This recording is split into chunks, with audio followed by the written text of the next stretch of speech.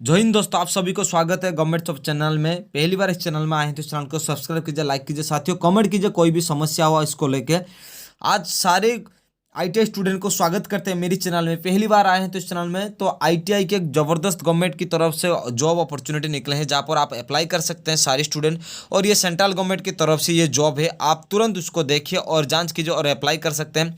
तो ये जॉब जो शुरू हो रहा है nuclear power corporation of India limited, ये सेंट्रल गवर्नमेंट की तरफ से, जहां पर एनपीसीआईएल डिपार्टमेंट की तरफ से आप इस जॉब को अप्लाई कर सकते हैं। इसमें जो ये जॉब का अप्लाई करने का जो टाइम डेट है ये 11 जनवरी से शुरू हो रहा है और उसका जो डेट टाइम जो ख़त्म होगा ये 25 जनवरी से ही आपकी जॉब अप्लाई की लास्ट डेट रहेगी। कोई भी स्टूडेंट इंटरेस्ट हो तो तुरंत इसको अप्लाई कर सकते हैं, इसमें कोई समस्या नहीं है। लेकिन इसको अप्लाई करने के लिए आपको जो जो अप्लाई की प्रोसेस रहेगी वो रहेगी आपकी ऑनलाइन अप्लाई प्रोसेस रहेगी, जहां पर आप ऑनलाइन अप्लाई कर सकते हैं। लेकिन हम आज जानेंगे कि कौन सी डिपार्टमेंट में क्या क्या जॉब वैकेंसी निकले जो स्टूडेंट अप्लाई करने के लिए इंटरेस्ट लेंगे। तो आज हम आपको क्लियर कर देंगे जो आईटीआई कर रहे हैं स्टूडेंट के लिए।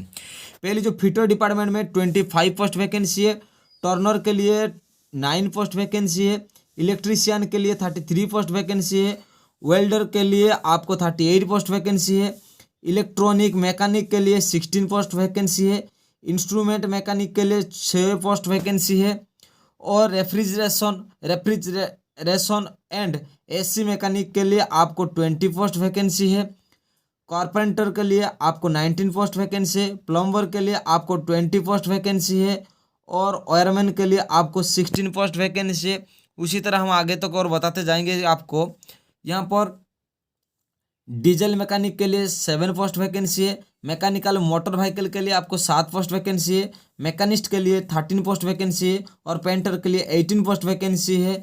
साथ ही साथ आपको ये दिखा जाएगा और भी पोस्ट वैकेंसी है जहाँ पर आपको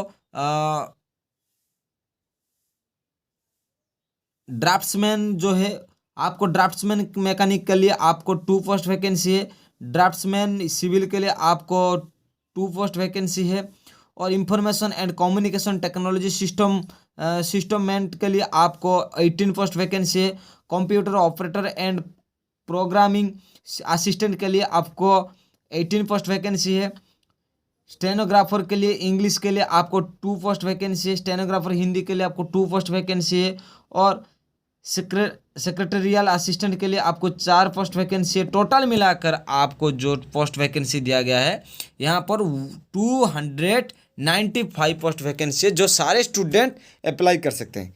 यहाँ पर आपको मांग रहे हैं कि आपको आईटीआई होना आवश्यकता है, जहाँ पर आपको आईटीआई स्टूडेंट सारे अप्लाई कर सकते हैं इस जॉब के लिए, जो केवल आईटीआई स्टूडेंट के लिए ही रखा गया है। इस जॉब की कुछ क्राइटेरिया रूल्स है जहां पर आप जानेंगे तो बहुत फायदेमंद होगा।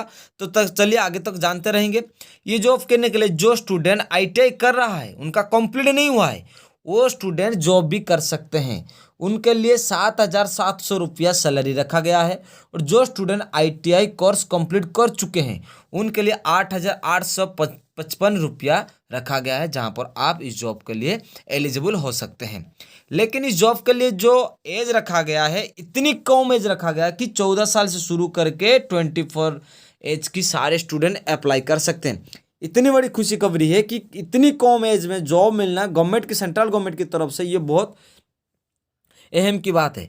जो स्टूडेंट के लिए जो एज रखा गया है उससे भी कुछ गवर्नमेंट की तरफ से जो रिलैक्सेशन रखा गया है वो एससी एसटी के लिए 5 साल रखा गया है, जहां पर एससी एसटी स्टूडेंट 5 साल और ज़्यादा होने से कि इसका मतलब आप 29 साल से भी जॉब अप्लाई कर सकते हैं। लेकिन ओबीसी स्टूडेंट के लिए 3 साल रखा गया है और पीडब्ल्यूबीडी के कैंडिडेट स्टूडेंट के लिए आपका 10 साल रिलैक्सेशन रखा गया है। जो स्टूडेंट अप्लाई करने के लिए चाहेंगे तो अप्लाई कर सकते हैं।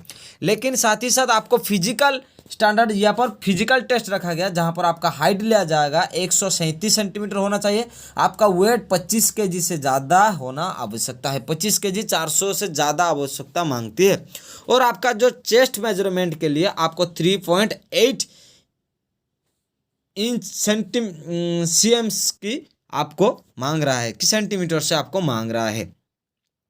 तो आपकी फिर आंखों की भी टेस्ट लिया जाएगा और आपकी नोट को भी टेस्ट लिया जाएगा, जहां पर निर्धारित किया गया है।